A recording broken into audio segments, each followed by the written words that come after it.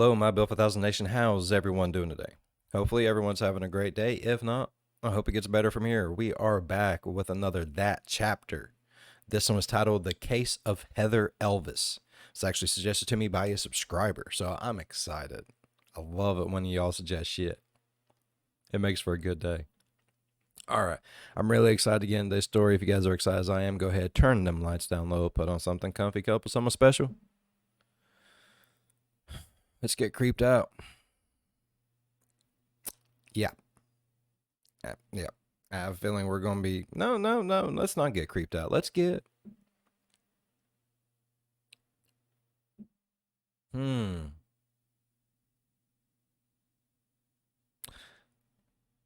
Let's get nervous for what we're about to hear. Because, quite frankly, like, some of the chapters... Fuck with me. Hey you and welcome. My name is Mike and in this old video... Hello.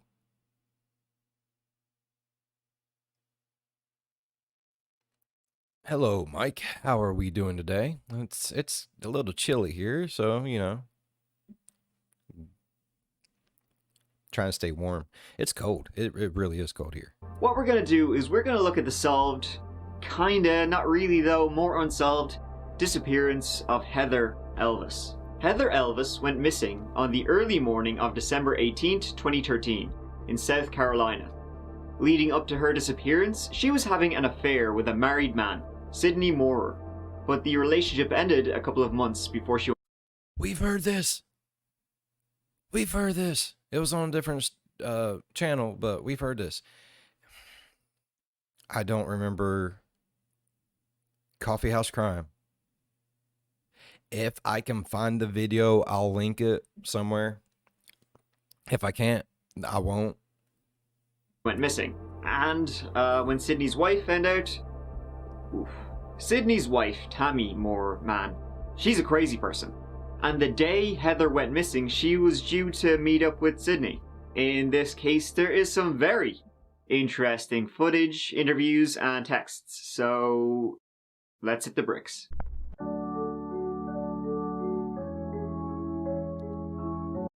Honestly, like, this story, if I'm not mistaken, was so just kind of like a who did do it situation. I'm very excited that someone has suggested this to me because I've always wanted to hear a little bit more about it.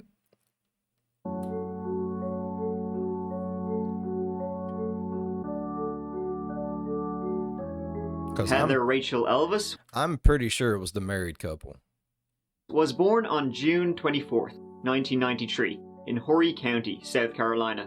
Growing up, she was generally a very artsy person, as we'll see from her Twitter, and honestly just generally a people person. After graduating high school in 2011, she worked as a waitress at the Tilted Kilt in Mytle Beach, and also the House of Blues in North Mytle Beach, while studying cosmetology. And she moved into an apartment in Carolina Forest with her roommate, Brianna Warrelman, who also worked at the Tilted Kilt. So the trouble starts... Now, is the Tilted Kilt like a Hooters? They was dressed a little skimpy. In June 2013, when Heather was working at the Tilted Kilt in Mytle Beach, when a man by the name of Sidney Moorer comes in to repair some of the bollocks kitchen equipment. Sidney was a Mytle Beach native who owned his own business called Palmetto Maintenance, which provided maintenance and repair services on industrial equipment at restaurants in the area. Now, he was 18 years older than Heather. He was 38 at the time, but it seems that Heather, she had a bit of a taste for the older man, and in fairness, even though Sidney was married, his wife seemed like a real bitch. Anyway, according to her Twitter, Heather was real smitten with him from the very get-go, though she uses different language.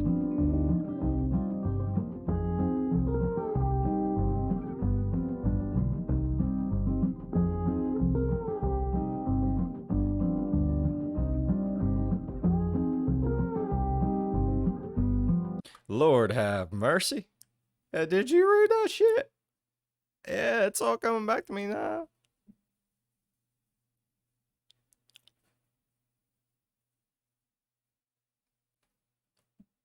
What? What? Do what? Why? Why? I mean, okay. Okay. Okay. Okay.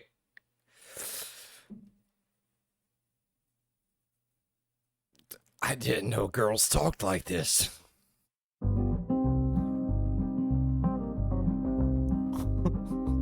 They begin flirting, and unsurprisingly, it escalates into something more serious as the weeks go by. Yeah, so as the weeks go by and the affair seems to heat up, they weren't exactly hush-hush about the entire thing. Sidney would pop by when Heather was working, bringing bagels and coffee. He even talked to his friends about bringing her on as a nanny for Sidney and Tammy's kids. However, by mid-September, it seems that the relationship came to a close. Ooh, cringe. Once upon a time, an angel and a devil fell in love. It did not end well.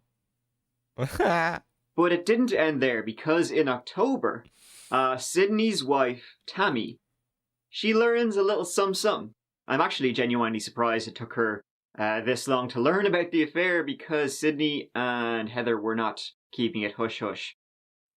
Like, at all. So Tammy, when she learns of this, she loses the rag and begins harassing the shit out of Heather. She forced Sidney to call Heather while she listened in and bashed her.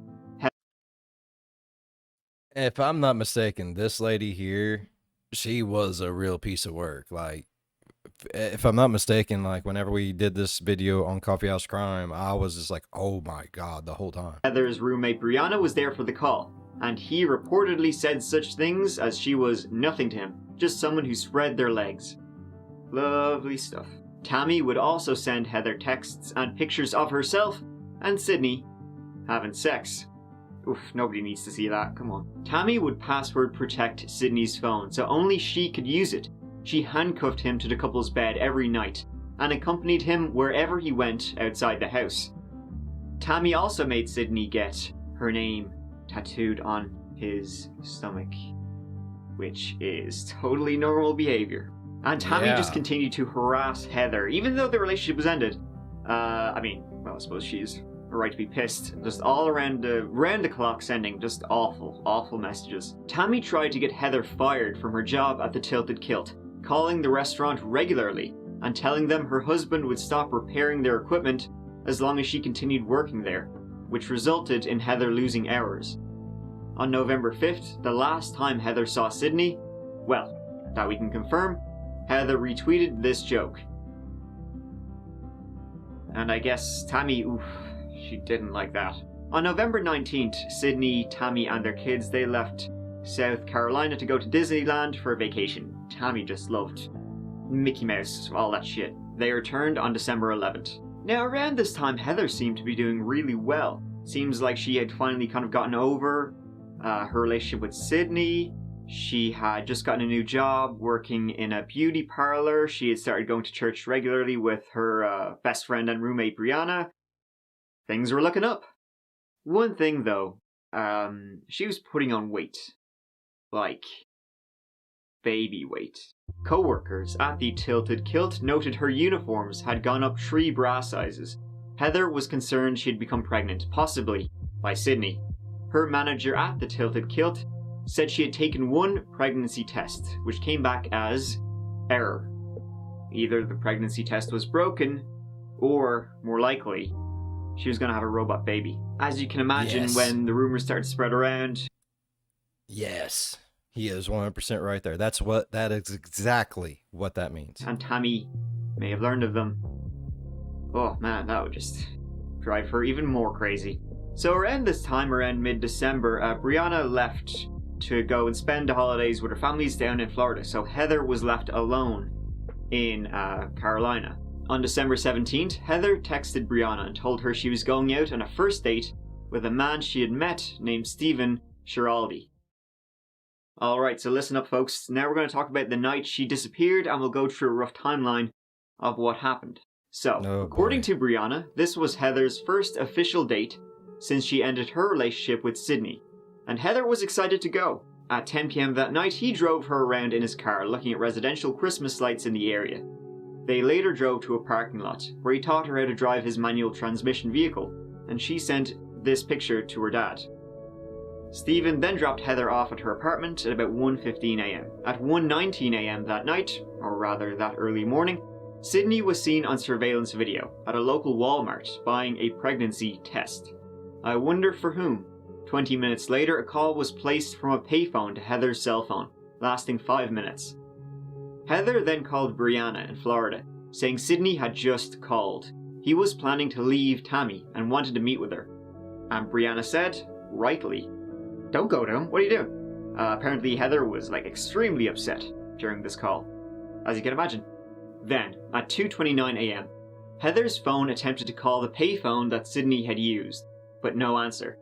It seems then Heather, or at least Heather's phone, was pinged at Longbeard's Bar and Restaurant in Carolina Forest within the next half hour. At 2:57 a.m., her phone headed to Augusta Plantation Drive, but then turns around and she returns to Longbeard's Bar. Perhaps she was going somewhere but changed her mind. At 3:16 a.m., Heather's cell phone attempted to call Sidney's cell phone as she was leaving Longbeard's, but got no answer. She then went back to her apartment. She tried to call Sidney again, and this time she got an answer. The call lasted about 4 minutes. Heather at her apartment, Sidney in his own house. Then, at about 3:30 a.m., Heather's phone moved to a secluded, wooded area at Mytle Beach called Peachtree Boat Landing. Around this time, a surveillance camera captured a dark-coloured F-150 coming from the direction of the Moorer home, headed towards the boat landing. This was later confirmed to be Sidney's vehicle. At 3:38 a.m., Heather's phone attempted to call Sidney's phone, but there's no answer, and she tried a few times. Then, at 3:42 a.m., no more activity comes from Heather's phone. It's getting bad. At peoples. 3:47 a.m., the same camera captured a truck coming from the direction of the boat landing and headed back towards the Moorer house. Now, Tammy and Sidney would later claim that they were out that night because they were just banging in their car, going around the secluded parts of Mytle Beach, and it just so happened to be, what a coincidence, that they were at the same place, Peachtree Boat Landing, that Heather was at the same time she was there, in the middle of the night, while Heather was alone. Just weird, running into people like this. What are the odds? Damn. Yeah. Bullshit. The next morning, Heather's dad, Terry, started to become worried after not hearing from her. He calls the police, and they find Heather's car abandoned at Peachtree Boat Landing. They see it's pretty messy inside, but nothing out of the ordinary. And Terry, having an Most girls live in their car. It's like the driver's side is always really immaculate, as you can see. The passenger side, though, Oscar the Grinch from Sesame Street lives in there. It's awful. extra set of keys, drives Heather's car home, kind of destroying any potential. My favorite thing is, first time I got into the old lady's car, I open up the door and there's just shit everywhere. I'm like, where the fuck do I sit? She's like, oh, hold on, I got you. And just starts throwing everything in the back. There you go. What about the people we're getting ready to pick up? Oh, they'll move it. When we get too full, does all this move to the trunk? Yeah. Evidence or fingerprints, maybe, that could have been in the car. Now, we never see Heather again after this, and I've never really been able to find out much information about Heather's car. If there was more information in it, it's really all we know. So then, as the hours go by, Heather is still nowhere to be found. Still to this day, a missing persons case was opened. Day 20 in the search for missing 20-year-old Heather Elvis. On Saturday, dozens of cars and horse trailers lined the heavily wooded area around Ronald McNair Boulevard, just off Highway 501 in Mytle Beach. Groups of volunteers continued to help in the search. Heather's date that night, Stephen Schiraldi, was quickly cleared. A search of the area around the boat landing found no sign, and searches of the riverbed also found nothing. As I said, Stephen and Tammy were questioned, completely like changing their story every time. Oh yeah, I did call her. Oh wait, no, I didn't. Your phone records are bullshit. I have no idea what's going on. Who's Heather? Never met her. And the search for Heather Elvis would continue. But nothing would be found, no leads, no traces of her. When was the last time you talked to her before that 3 or 4 minutes? Oh, shit, probably into October, beginning of November, right in there somewhere. So you had talked to her? Oh, no. It was like well before, because we went on vacation. It was well before we went on vacation. And there was nothing. The last No thing, contact or anything? yeah, there was the last thing that was sent or anything was she sent a period to me, and that was it. And that was through text messages Yeah, or phone calls? and I didn't. Did she normally text or call? Usually it was text. Because you can delete them a little easier? Or Well, no, that's just usually the way we talk, because when did your wife find out that that was kind of going on? about the end of October. End of October? Okay. Now, And she asked, what do you want to do? And I mean, at first I didn't tell her what was going on. had she ever and- met her? No. Never seen her, never met her? Nope. And then the following day, I told my wife what was going on, and my wife actually talked to her, and they had planned a meeting, and she didn't show up for the meeting. How'd you start a relationship? Just A chatting? couple or- of the girls had said, hey, Heather had a dream about you, like a nasty dream or something. And I'm like, okay, good. And then, I would go on about my business. And like 2 or 3 times that kind of happened. And then, we just kind of sort of we would talk a little more every time in person. And then she started calling me. And I still don't know how she got my phone number, but she started calling me.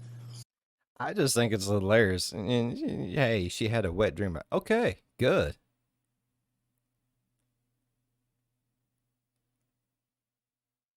It's like he was looking for the shit, don't it? And this is And then around, it kind of led what do you on think? Summer? mid-September or somewhere in there, Mid-September. maybe. Okay. So she started texting or calling you, and you could have Yeah. calling her back. I mean, she's a young, pretty girl. Yeah. You know. And she was interested in. There was a phone call made to Heather that night from a payphone at the gas station on 10th Avenue. Okay. And we have video from that. Okay. Did you try calling her? Just a minute? No. A second? You sure? Maybe. Okay, how about we start again? I did. I called her. From Okay, the phone. let's start from the start again. Because I know. I don't know you. You don't know me. I I know. know. And the whole story, everything's legit. Okay. I Let's did go call. back to the part where it stopped being legit and Okay. start from the. Well, no, I did call her on the payphone. Okay. And what did you say? I asked her to please leave me alone because she had been leaving notes on her car when I was at work. To call and say, "Leave me alone," to a woman who Yes. hasn't contacted. You need to start over. Yeah, let's start over because Because that ain't flying, boss. But you guys don't understand. I had boyfriends. We had an open marriage. Okay. That's okay. I could care less if he had sex with 100 people. Okay. All right. I mean, that doesn't really, it doesn't bother me. No. So, I mean, this girl, I can tell you just by, as an outsider looking at the Twitter, which I didn't know existed until all this went down, she's not. Do you see this face right here? This is a face of a liar. You know damn good and well her old man stuck his wing in something, and she was like, I'm ripping it off and beating you to death with it. She's not okay with it. Look at that face. She looks like she's about ready to kill her. Right. She's not normal. I was 20. I partied with bands constantly. I wasn't that kind of girl. And believe me, I had the friends to make me that kind of girl, and I didn't do it. So there's something not right with her. I'm not assuming that anything's happened to this girl. She could be running around for all. That's what I'm thinking, too. She could just be, But that's he doesn't want me, so.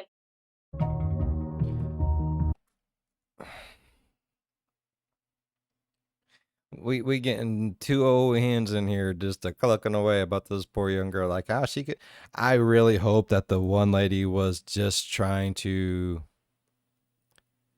like get inside of her head and try to like do that friendship, because that part has always made me so angry. Just like, oh, she could just be out running around. Man, if that was my daughter and I seen this interview tape, I would be bitch slapping both of them motherfuckers. I'm just saying. Oh. In February, 2 months after Heather was last seen, Sidney would file multiple complaints that people were harassing him. He said that people shot at him, his family and his vehicle, and that family pets were mutilated and killed. However, there was no proof of anything happening to the family. Tammy would also take to social media claiming her and her family were being harassed by unknown people. And on her Facebook, she wrote about how corrupt the police in the area are. Then, also in February, police executed a search warrant of the Moorers' house. The house was a mess, and they found quite a lot of guns. They also did get this surveillance footage of Sidney and Tammy cleaning their brand new truck just a few days after Heather disappeared. Interesting. Yeah.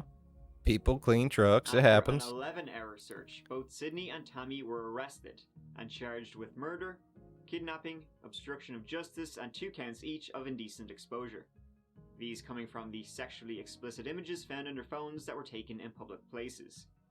The obstruction of justice charges were against Sidney for denying using the payphone to call Heather that night. I mean, they had footage of them using it, though, so. Yeah. In early 2015, the couple were released from jail after paying bond.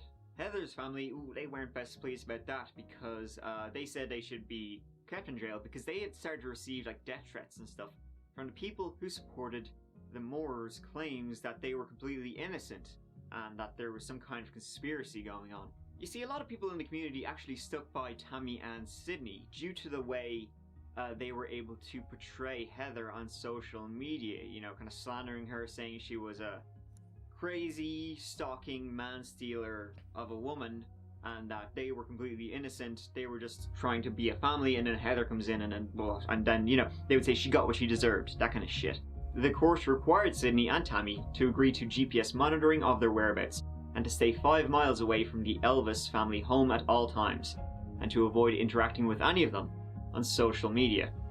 In September 2015, the court allowed the Moorers to move to Florida, where Sidney had found a job while the case was still pending. First, talking about the last day Heather Elvis was seen, a day when he says she left notes on his car at work. So I called her, told her, hey, look, I don't know if it's notes that you're, whatever. Enough's enough. Stop calling me. Stop texting me. She says, I don't know why it has to be like this or something like that. And I'm like, look, you just need to stop. It wasn't what you think it was. It was just... Moorer says he stopped the relationship months before after his wife Tammy found out. He says Tammy only spoke with Heather on the phone, and that conversation was about leaving him. She started talking to her about, hey, will you go to an attorney with me to get a divorce? And she said, sure, no problem. Back to the day Elvis's car was found at Peachtree Landing, Moorer says he started receiving phone calls. One from Terry Elvis, Heather's father, the next from detectives. He told them he had talked to Heather the day before, but had not seen her since October. At this point, did you know what was going on? I didn't know exactly. They said that they hadn't heard from her, but I had been told by friends and stuff that it had happened a lot. I cooperated from the very first time anyone contacted me. I never said, call my attorney, I'm not talking to you, none of that. Do you feel like people know that? No, I don't think they do. When they came and asked to look in our house, we let them look in our house with no warrant. Look around, do what you want to do. And then, 6 months later, the charges of murder against Sidney and Tammy were dropped. Yep. Why did they drop that murder charge against this couple? Hey, good morning, Brad. Well, the media reached out to officials and they couldn't give a comment as to why the charges have been dropped. However, Sidney and Tammy Moore are still being charged with kidnapping. Now, they are connected to the disappearance of Heather Elvis, but police say even though they have never found a body, they still believe that she was killed. And it seemed at the time, that was that. Not really, though. You see, a year and 3 months later, in June 2016, the trial for kidnapping began. This was against Sidney, and during the trial, the jury heard all the dirty details. After deliberating for 11 hours, the jury was hung, 10-2, with 10 of them wanting to convict, and 2 not. Now, allegedly, one of the jurors was friends with Sidney's lawyer. So, Allegedly. anyway, the judge called it a mistrial. I mean, how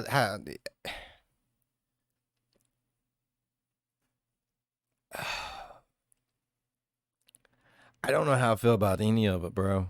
Like, sometimes I think, what if it was the boy that she was on a date with the night that, you know, all this was supposed to be happening?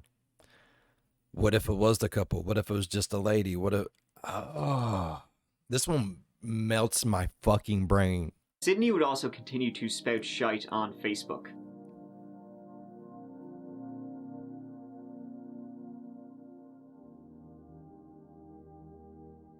In July 2017, an obstruction of justice trial against the Moores began. This was, well, essentially due to Sidney's early denial about making the payphone calls.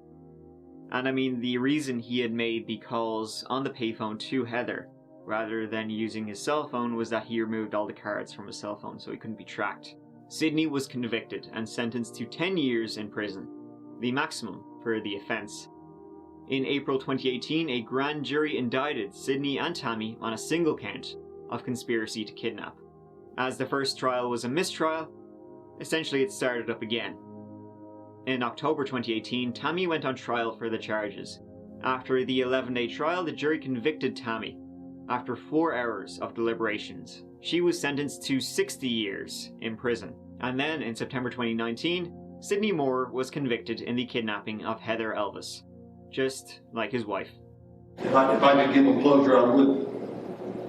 I mean, anything I tell them would be a lie. There's nothing I can tell them to give them any closure. I understand I have children. I get it. There's just nothing I can give them for closure. Right. Well, thank you, sir. I know they suffered probably way more than I have, yes, and I feel bad for them, I really do. Nothing I can give them. I'm sorry that I can't.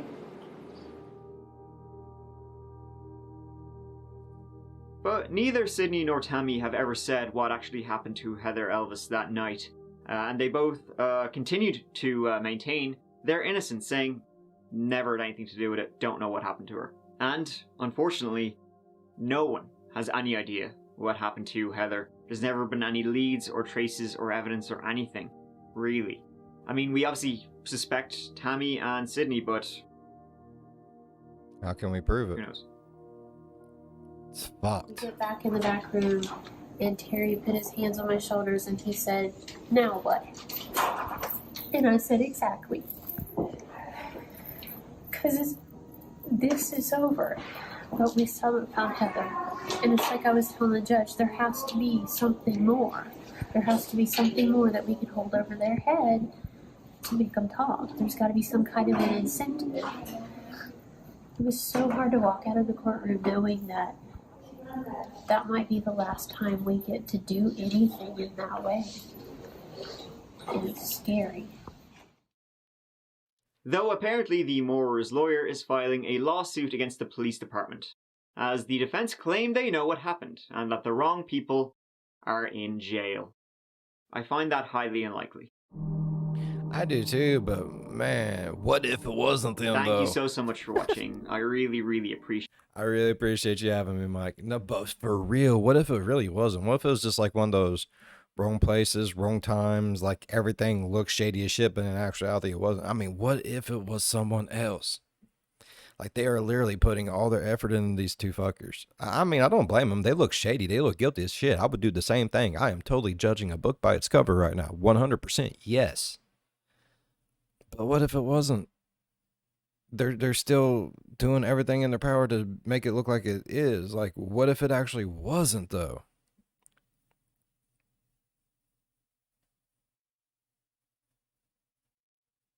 Because what if the dude she went out with was like, "Oh, you're pregnant and are you trying to trap me?" and flipped out and killed her? Bro, we've watched some fucked up videos. It could have happened. All right, I really enjoyed today's video. If y'all enjoyed today's video as much as I did, please go down there, leave a thumbs up.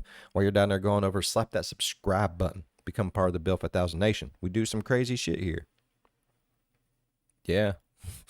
If you want to know when that crazy shit happens, ding that bell. It might work for you. It might not. But if it do, jump in on one of my premieres, go over onto the live chat and be like, "Hey, Bill, I got dinged. Big ding." Yeah. Leave a like and dip. That's all you got to do. As always, be good to one another. I'll see you in the next one. Bye-bye. Yeah, if I can find the link to I'm pretty sure it's Coffee House Crime. I will definitely link it here too. It's just a fucked up story. Oh my God, it's so fucked up.